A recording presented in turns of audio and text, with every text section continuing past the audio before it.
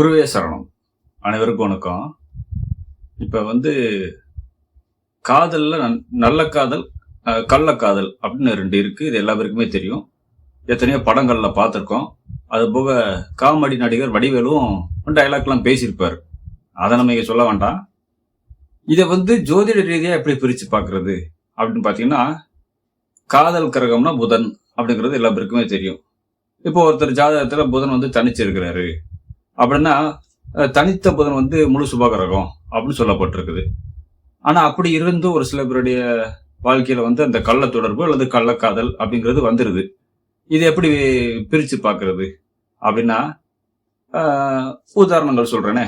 இப்ப சுபகிரகத்துடைய வீட்டுல உட்காந்து சுபகிரகத்துடைய சாரம் வாங்கி சுபகிரகத்துடைய பார்வை பெற்றா அது நல்ல காதல்ல கொண்டு போய் விடும்.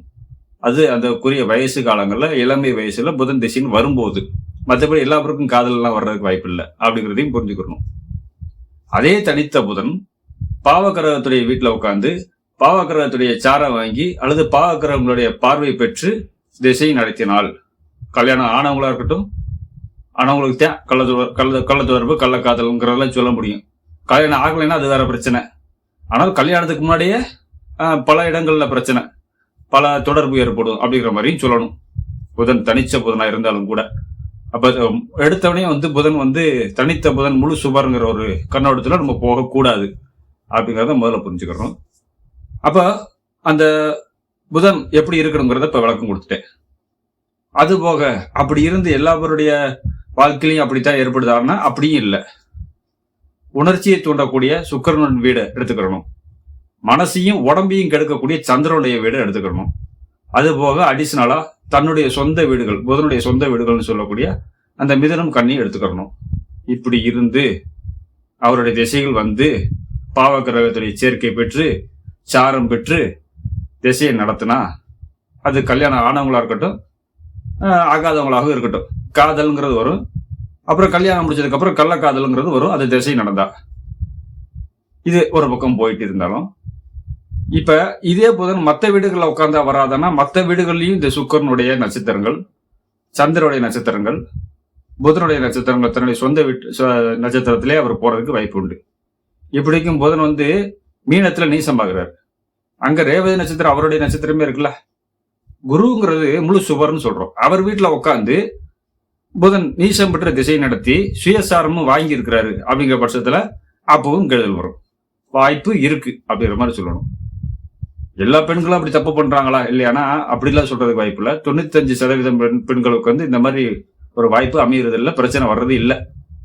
பாக்கி 5% இருக்காங்கல்ல, இந்த 5%த்துல 3 பேர் தப்பு பண்றத சர்வசாதாரணமா எடுத்து மறைச்சிட்டு போயிடுவாங்க அப்படிங்கிற மாதிரி சொல்லலாம்.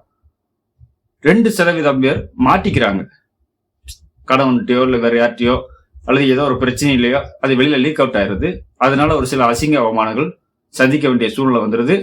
வெளியில தெரிகிறது 2%, தப்பு பண்றது 5% வரைக்கும் இருக்கும். ஆனா 95% பெண்கள் ஆண்கள் தப்பு பண்றதுக்கு வாய்ப்பு கம்மி அப்படிங்கிற மாதிரி எடுத்துக்கணும். அப்படி மாட்டிக்கிறதுனாலதான் அவங்களுடைய ஜாதகங்கள்லாம் வெளியில வருது. சரியா? அப்ப அப்படிப்பட்ட ஜாதகத்தை தான் இப்ப ஒரு உதாரணத்துக்கு போட்டு பேச போறோம். இது 40 வயசுக்கு மேல ஆயிடுச்சு, ஒரு பெண் ஜாதகம்.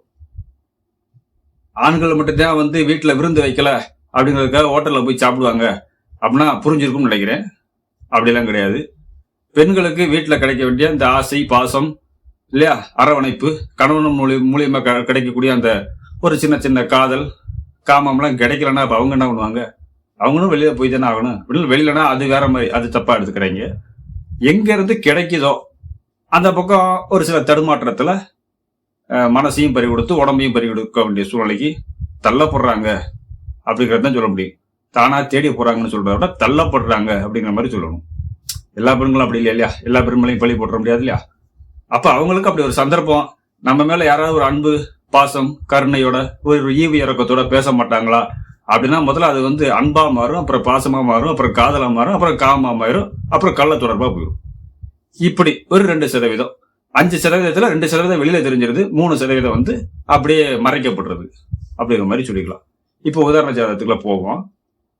இப்ப சிம்ம லக்னம். சிம்ம லக்னத்துல பிறந்த ஆணும் பெண்ணும் நேர்மையா இருப்பாங்க அப்படின்னா, சிவப்பா இருக்கிறவெல்லாம் பொய் சொல்ல மாட்டேன் அப்படின்னு ஒரு பழமொழி சொல்ற மாதிரி அப்படிலாம் கிடையாது.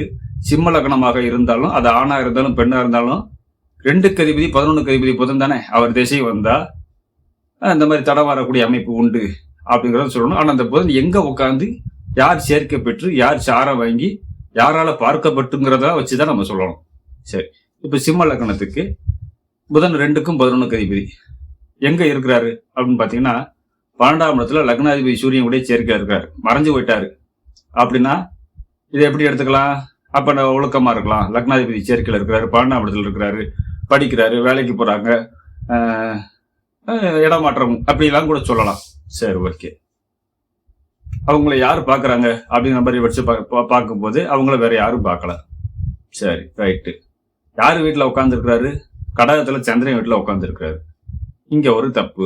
சரி, சந்திரன் வீட்லயோ சுக்கிரன் வீட்லயோ புதன் வீட்லயோ புதனே உட்கார்ந்தாலும் அந்த இளமையில வரக்கூடிய காதல், அந்த காமம் வரும் அப்படின்னு நம்ம ஏற்கனவே ரூல்ஸ் நிறைய வீடியோக்குள்ள பேசியிருக்கிறோம். சரி, கூட உட்கார்ந்துருக்கிறது சூரியன், ஒரு பாவ கிரகமும், அவர் லக்னாதிபதி. சரி, ரைட்டு. அவர் யார் சாரம் வாங்கியிருக்கிறாருன்னா சனி சாரம் வாங்கியிருக்கிறாரு. அந்த சனியும் புதன் வீட்டிலே இருக்கிறாரு. அது ஒரு தப்பு. சரி, வீடு கொடுத்த சந்திரன் எங்க உட்கார்ந்து இருக்கிறாருன்னா சுக்கிரன் வீட்டுல உட்கார்ந்து இருக்கிறாரு. அப்ப அங்க ஒரு மைனஸ். அந்த சுக்கிரன் எங்க உட்கார்ந்து இருக்கிறாருன்னா ராகு கூட சேர்ந்து லக்னத்துக்கு 11ஆம் இடத்துல இருக்கிறாரு. இப்ப இந்த ஜாதகத்தை பொதுவா பார்த்தோம்னா 11ஆம் இடத்துல சுக்கிர ராகு சேர்க்கை இருக்குப்பா, அதனால அந்த பெண் வந்து அப்படி உணர்ச்சி வசப்பட்டு தப்பு பண்ணதாப்ப செய்யும்னு சொன்னோம்னா அவங்களத்தையும் குரு பாக்குறாரு. 5க்கு அதிபதி இல்லையா? அப்ப குரு பார்த்தா அந்த தோஷத்தை நிவர்த்தி பண்ணிட வேண்டியதானே. இப்ப குரு பார்வைக்கு என்ன பலன் அப்படின்னா அங்க குரு எப்படி இருக்கிறாருங்கிறத ஒரு ஒரு வெளிப்படையா சொல்லணுங்கிறதுக்காக இந்த ஒரு வீடியோ. சரி, அது ஒரு பக்கம் இருக்கட்டும். அப்ப இந்த சந்திரன் சுக்கிர வீட்டுல மாட்டிக்கிட்டாரா? அந்த சுக்கிரன் புதன் வீட்டுல உட்கார்ந்து இருக்கிறாரா? ராகு சாரம் வாங்கியிருக்கிறாரு, ராகு சுயசாரம். சரி, ஆனாலும் இந்த ஜாதகத்தை பார்த்தோன்னே ஒரு சில யோகங்களும் சொல்லலாம். சந்திரன் செவ்வாய், சந்திர மங்கள யோகம். செவ்வாய் குரு, குரு மங்கள யோகம். சந்திரன் குரு, என்ன சொல்லுவாங்க, கஜகேசரி யோகம். இப்படி எல்லாம் சொல்லிக்கிட்டே போகலாம். சரி, ரைட்டு. வேற என்ன பார்க்கலாம்? ராகுக்கு எல்லாம் அடங்கி போச்சுப்பா அப்படின்னா உண்மைதான். ஆனா சுக்கிரன் வெளியே தான் இருக்காரு. சரியா, சுக்கிரன் ராகு விட்டு வெளியே தான் இருக்கிறாரு அப்படிங்கிறதையும் புரிஞ்சுக்கிடுங்க. ஆனா சுக்கிரன் நோக்கி தான் ராகு போறாரு அப்படிங்கிற மாதிரி வச்சுக்குவோம். இது கால சிறப்பு தோஷம். லக்னம் உட்பட ராசி உட்பட எல்லாமே மாட்டிக்கிச்சு. எப்படி வேணா இருக்கட்டும். கால சிறப்பு தோஷத்துல உள்ளவங்க எல்லாரும் கெட்டா போயிடுறாங்க, தப்பா பண்ணிடுறாங்க இல்ல. சரி, இந்த பெண்ணு பிறந்தது குரு தசை, ஒரு 6 வருஷம் சில்ற சம்திங். அது பிறகு சனி தசை 19 வருஷம் நடந்திருக்கு. ரைட்டு. அந்த சனி திசையிலெல்லாம் தப்பு பண்ணலையா? படிக்கிறாங்க, அவங்களுக்கு தெரிஞ்ச வேலையை பார்க்குறாங்க. ரைட்டு, படித்த படிப்புக்கு தந்தாப்புல வேலை கிடைக்குது, போகிறாங்க. எப்போ புதன் திசைன்னு ஸ்டார்ட் ஆகுதோ, அதாவது 25 வயசுக்கு அப்புறம். தப்பு பண்ணுற வயசுன்னா 18 வயசுலேருந்து 25 வயசுக்குள்ள. ஆனால் 25 வயசுக்கு மேலே தான் உங்களுக்கு காதலே வருது. ஏன்னா 2க்கு அதிபதி புதன், 11க்கு அதிபதி புதன், 12ஆம் இடம் மறைவு ஸ்தானத்தில் உட்காந்துருக்காருன்னா ஒரு தூரத்தில் கல்யாணத்தை பண்ணி கொடுத்தோம், வெளிநாட்டில் மாப்பிள்ளைய கூட பார்த்து கட்டி கொடுத்தோம்னா அதே 12ஆம் இடம். அப்படி போலாம்ல, ஏன் காதல் வருது அப்படிங்கிறத பார்ப்போம். இப்ப 2க்கு அதிபதி புதனுடைய திசை நடக்குது. 12ஆம் இடத்துல லக்னாதிபதி சூரியன் கூட சேர்க்கப்பட்டிருக்கிறாரு, சனி சாரம் வாங்கியிருக்காரு. சனி 6க்கு 7க்கு அதிபதி. அப்ப குடும்பஸ்தானாதிபதி 7க்கு அதிபதி களத்திரஸ்தானாதிபதி சாரத்தை வாங்கியிருக்கிறாரு. அந்த 7க்கு அதிபதி 2ஆம் இடத்திலேயே உட்கார்ந்து இருக்கிறாரு. புதன் 11ஆம் இடத்து அதிபதி. அப்ப காதல் திருமணம் அமையுது அப்படின்னு சொன்னா ரைட்டு சொல்லலாம், ஓகே. அதே மாதிரி காதல் திருமணம் ஒண்ணு நடந்தது. புதன் திசை புதன் புத்தியில. அப்படியே கொஞ்சம் கர்ப்பமாகறாங்க, குழந்தை கிடைக்குது, படித்த படிப்பு தந்தாப்புல வேலை, அப்படியே போயிட்டே இருக்கிறாங்க. புதன் திசை நல்லாவே போயிட்டே இருக்குது. சூரிய புத்தி, சந்திர புத்தி, செவ்வாய் புத்தி வரைக்கும் நல்லா போயிட்டு இருக்கு. சரிங்களா, அதை நல்லா புரிஞ்சுக்கணும். ஆனால் சந்திர புத்தியில இருந்தே ஒரு வைப்ரேஷன் இருக்குது, அவங்களுக்கு புரியல. சூரிய புத்தியில இருந்தே ஸ்டார்ட் ஆயிருக்குது. அது உங்களுக்கு தீவிரமா தெரிஞ்சது எப்பன்னா குரு புத்தியில தான் தெரியுது. எப்படி அப்படின்னு பார்ப்போமா? சரி, புதன் திசை நடக்குது, கேது புத்தி, சுக்கிர புத்தி, சூரிய புத்தி, சந்திர புத்தி, இப்படி போயிட்டே இருக்குது. எப்போ வெட்ட வெளிச்சத்துக்கு வெளியில தெரியுது அப்படின்னு பாத்தீங்கன்னா குரு புத்தியில தெரியுது. என்ன தெரியுதுன்னா, 2வது ஒரு கள்ள தொடர்பு, ஒரு காதல், வேலை பார்க்குற இடத்துல இந்த பெண்ணுக்கு அப்படின்னு தெரியுது. ஏப்பா என்னப்பா காரணம் அப்படின்னு பாத்தீங்கன்னா, குடும்பஸ்தானாதிபதி புதன் 7க்கு அதிபதி சனிசாரம் வாங்குறது காதல் குடும்பம் அமைஞ்சிருச்சு. அந்த சனியை 6க்கு அதிபதி ஆனா அப்ப குடும்பத்துல கலவரம் வரும்ல, பிரச்சனை வரும்ல. இதெல்லாம் நிறைய வீடியோக்களை பேசியிருக்கிறோம். குடும்பஸ்தானாதிபதி 6க்கு அதிபதியோ 8க்கு அதிபதியோ சாரமோ சேர்க்கையோ பார்வையோ பெற்றா குடும்பத்துல பிரச்சனை உண்டு. பொருளாதார ரீதியா இருக்கலாம், அல்லது இந்த மாதிரி பிரச்சனையா வரலாம் அப்படின்னு எடுத்துக்கிட்டோம். அந்த சனி 6க்கு அதிபதி இல்லையா? அவர் சாரத்தை வாங்கியிருக்கிறாரா? Right, okay. குரு புத்தியில ஏன் வெளியில தெரியுதுன்னா, சுக்கிர புத்தி, சூரிய புத்தி, சந்திர புத்தி, செவ்வாய் புத்தியெல்லாம் இருந்திருக்கு. அதெல்லாம் குரு இருந்து காப்பாத்திட்டாரு. ஏன்னா குரு கூட இருக்கிறார் இல்லையா? குரு வந்து சுக்கிரனை பாக்குறாரு, சரியா? ராகுவை பாக்குறாரு, சந்திரன் செவ்வாய் கூட இருக்கிறாரு. அதனால அவர் வந்து காப்பாத்திட்டாரு. ஆனா குரு புத்தின்னு வரும்போது அவரால் ஒண்ணும் பண்ண முடியல, புத்தியை கடன் கொடுத்துடுறாரு. அப்படிங்கிற மாதிரி மற்றவங்களுக்கு எல்லாம் அட்வைஸ் பண்ணக்கூடிய குரு, அறிவுரை சொல்லக்கூடிய குரு காப்பாத்துறாரு. ஆனா இவர் புத்தியை கடன் கொடுத்துட்டாரு, தப்பு பண்ணிட்டாரு. அப்படின்னா அதுக்கு காரணம் என்னன்னு பாக்குறீங்கன்னா, சுக்கிர ராகு திரிகோணத்துல வந்தது ஒண்ணு, குருவே சுக்கிரன் வீட்டுல உட்காந்து ராகு சார வாங்கினது 2. அப்ப முழு சுபகரகம் சொல்லக்கூடிய குரு கூட உணர்ச்சியை தூண்டக்கூடிய சுக்கிரனுடைய வீட்டுல உட்காந்து மனசையும் உடம்பையும் கெடுக்கக்கூடிய சந்திரனுடைய சேர்க்கை பெற்று, பிடிவாதம்னு சொல்லக்கூடிய செவ்வாயுடைய சேர்க்கையும் பெற்று சுக்கிரன் ராகுக்கு திரிகோணத்துல வந்தால் எப்பேற்பட்ட ஆளா இருந்தாலும் அந்த இடத்துல ஒரு தடுமாற்றம், வைப்ரேஷன் வரும், சரியா? அப்படிங்கிற மாதிரி வந்துடும். அதனால இந்த குரு புத்தியில என்ன பண்றாங்க, எல்லை மீறிடுறாங்க.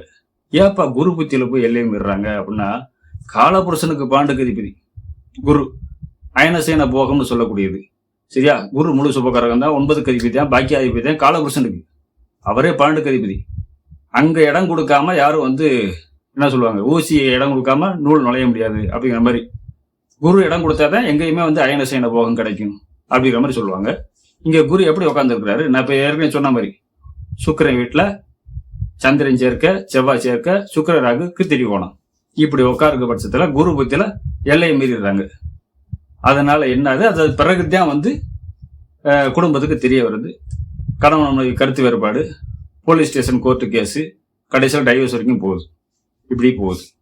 எல்லா புத்தியும் காப்பாற்றி கொடுத்த குரு பகவான் தம் புத்தியில வந்து கெடுக்கணும்னு சூழ்நிலைனா, பிறப்புலக்கணத்துக்கு 8ஆம் இடத்ததிபதி, 8ஆம் அதிபதி அவமானத்தை கொடுக்கணும் அப்படின்னா அவர் 3ஆம் இடத்துல மறைஞ்சு தானே இருக்காரு. ஒரு மறைவு ஸ்தானாதிபதி ஒரு மறைவு ஸ்தானத்துக்கு போட நல்லதுன்னு சொல்லுது ரூல்ஸ் இல்லையா? சடா அதே 5க்கு அதிபதி காதல் ஸ்தானாதிபதி, அவர் 3ஆம் இடம் காம திரிகோண ஸ்தானத்துல உட்கார்ந்து இருக்கிறாரு. அதனால கொடுத்துருச்சா? ரைட்டு, எடுத்துக்கிடுங்க, சரியா? ஓகே. இப்படி எல்லாம் ஒரு 2 ஆதிபத்தியம் உள்ள கிரகம் வந்து என்ன கொடுக்கும் அப்படிங்கிற ஒரு குழப்பம் வர வேண்டாம் அப்படிங்கிறதுக்காக தான் நாம என்ன சொல்றோம் அப்படின்னா, தசாநாதன் இருக்கிறதே லக்னமா வச்சு பார்த்துக்கிட்டீங்கன்னா கொஞ்சம் எளிமையா வரும் அப்படிங்கிற மாதிரி சொல்லலாம். புதன் திசை நடந்தப்ப கடக லக்னமா செயல்பட்டிருக்கும். லக்னாதிபதி சந்திரனே 4ஆம் இடத்துல திக்பலம் அப்படிங்கிற மாதிரி எடுங்க, அது சுக்கிரனுடைய வீடு. அந்த சுக்கிரன் 12ஆம் இடத்துல ராகுவோட சேர்க்க, 12ஆம் இடம் அயனசேன போகம்ங்கிறது நல்லா புரிஞ்சுக்கணும். சரி, செவ்வாய் எத்தனாம் இடத்த அதிபதி, 5க்கும் 10க்கு அதிபதி, ஒரு காதல் ஸ்தானாதிபதி. சரி, ஓகே. குரு 6க்கும் 9க்கு அதிபதி, பாக்கியாதிபதி. பாக்கியாதிபதி ஏன்பா இந்த பிரச்சனை பண்ண போறாருன்னா, பாக்கிய ஸ்தானத்துக்கு 8ல மறைஞ்சிருக்காரு, சரியா? 6ஆம் இடத்துக்கு 11ஆம் இடத்துல இருக்கிறார். 6ஆம் இடங்கிறது கலவரம் பிரச்சனை வரணும். அது அந்த வீட்டுக்கு 11ஆம் இடத்துல இருக்கிறனால காதல் மூலியமாவே விவகாரம் பிரச்சனை வரணும் அப்படிங்கறத குறிக்குது. இப்படியும் எளிமையா எடுக்கலாம். இல்ல ஜோசியம் நல்லாவே எனக்கு புரியும் அப்படின்னு நினைச்சீங்கன்னா லக்ன ரீதியாக எடுக்கலாம், எந்த வகையிலும் எடுக்கலாம். இன்னமும் 2-3 மெத்தடுகள்லாம் இருக்கு எனக்கு தெரிஞ்சது. அதெல்லாம் விட்டு எல்லாத்தையும் சொல்லி குழப்பறதை விட ஒரே பாயிண்ட்ல போயிடலாம். அதாவது தசாநாதன் இருக்கிறதையே லக்னமா வச்சு சொல்லிட்டு போகலாம், அல்லது பிறப்பு லக்னத்தை வச்சு சொல்லிட்டு போகலாம் அப்படிங்கிற மாதிரி இருக்கிறேன். சரி, இப்ப இந்த குரு புத்தியில வந்து எல்லை மீறாங்க. கள்ள தொடர்பு, கள்ள காதலாகி அப்புறம் கள்ள தொடர்பு வரைக்கும் போயிடுச்சு. எல்லாத்தையுமே பார்த்துக்கிறாங்க உடல் ரீதியாக அப்படிங்கிற மாதிரி வச்சுக்குவோம். ரைட்டு. இது சனி புத்தி வரும்போது போலீஸ் ஸ்டேஷன், கோர்ட்டு கேஸ்ன்னு போய் டைவர்ஸ் வரைக்கும் ஏன் போகுதுன்னா, இப்ப பாருங்க சனி சந்திரன் சாரம், அப்ப புனர்ப்பு வேலை செய்யணும்ல. சந்திரன் சனி சாரம் வாங்கினாலோ, சனி சந்திரன் சாரம் வாங்கினாலோ, அல்லது பார்த்துக்கிட்டாலோ சேர்ந்துக்கிட்டாலோ புனர்ப்பு வேலை செய்யணும். இங்க புனர்ப்பு, சனி புத்தியில புனர்ப்பு. இப்ப இதுல வந்து என்ன சொல்ல போறோம், சிம்ம லக்கணத்துக்கு 5க்கு அதிபதி குரு கெடுக்க மாட்டாருப்பா அப்படின்னு சொல்லவும் முடியாது, சரியா? ஆனா அவரே 8க்கு அதிபதி அப்படின்னு அதுக்காக கெடுத்துட்டாருன்னு சொல்ல முடியாது. ஏன்னா 8ஆம் இடத்துக்கு வந்து 8ஆம் இடத்துல மறைஞ்சு தானே இருக்கிறாரு. 8ஆம் இடத்துக்கு 8ஆம் இடத்துல மறைஞ்சு கூடாரு, இப்ப லக்கணத்துக்கு 3ஆம் இடத்துல மறைஞ்சு கூடாது. அப்ப நல்லது தானே செய்யணும். அப்ப தசாநாதன் இருக்கிறத வச்சா கொஞ்சம் எளிமையா புரிஞ்சிரும் அப்படி ஒரு மாதிரி சொல்லலாம். சரி, ஓகே. இப்ப எந்த ஜாதகத்திலையுமே எந்த கிரகம் எங்க உட்கார்ந்து யாருடைய சேர்க்கை பெற்று, யாருடைய நட்சத்திர சார வாங்கி, யாருடைய பார்வையை பெற்று அது திசையெல்லாம் நடத்துது அப்படிங்கிற ஒரு கண்ணோட்டத்துல பார்த்தோம்னா தான் ஆன்சர் வந்து துல்லியமா எடுக்க முடியும் அப்படிங்கிற மாதிரி சொல்றேன். ஏன்னா இங்க சிம்ம லக்னத்துக்கு லக்னாதிபதி சூரியனே தன்னுடைய நட்பு கிரகம்னு சொல்லக்கூடிய சந்திரனுடைய வீட்டுல உட்கார்ந்து புதனுடைய சேர்க்கை பெற்று இருந்தும் கூட தடமாற வேண்டிய சூழ்நிலைக்கு தள்ளப்படுறாங்க. குடும்பஸ்தானாதிபதி லாபத்தை கொடுத்துருக்கலாம், தனத்தை கொடுத்துருக்கலாம். புதன் லாபாதிபதி தானே, 2க்கு அதிபதி தானே. 12ஆம் இடத்துல இருந்தா வெளிநாடு கடல் கடந்தா போய் சம்பாரிச்சுக்கலாமே இல்லையா. குரு பார்வை இது என்ன சொல்ற, அவருக்கு வீடு கொடுத்த குருவுடைய சேர்க்கையில இருக்கிறாரு இல்லையா. அப்படிங்கிற பட்சத்துல பொருளாதார நோய்க்கு இழுத்துட்டு போலாம்னா கொடுக்குது. எப்படி கொடுக்குதுன்னா ஒரு இல்லீகல் தொடர்பு மூலியமாக கொடுக்குது. வேலை செய்யற இடத்துல ஒருத்தருடைய தொடர்பு ஏற்படுது, வேலையில ப்ரொமோஷன் ஏற்படுது, அவர் மூலியமாக ஒரு சில வருமானங்கள் வருது. ஆனாலும் இந்த மாதிரி கள்ள தொடர்பு ஏற்படுது அப்படிங்கிறது இந்த இடத்துல புரிஞ்சுக்கணுங்கிறதுக்காக தான் இந்த உதாரண ஜாதகத்தை போட்டிருக்கிறேன். கொஞ்சம் ஆராய்ச்சி பண்ணி பாருங்க. எந்த கரகமா இருந்தாலும் என்ன பலனை கொடுக்க போகுதுங்கிறதுக்கு ரொம்ப எளிமையா விளக்க கொடுத்துட்டு வரேன். வீடியோ பிடிச்சிருந்தா லைக் பண்ணுங்க. அனைவருக்கும் நன்றி, வணக்கம்.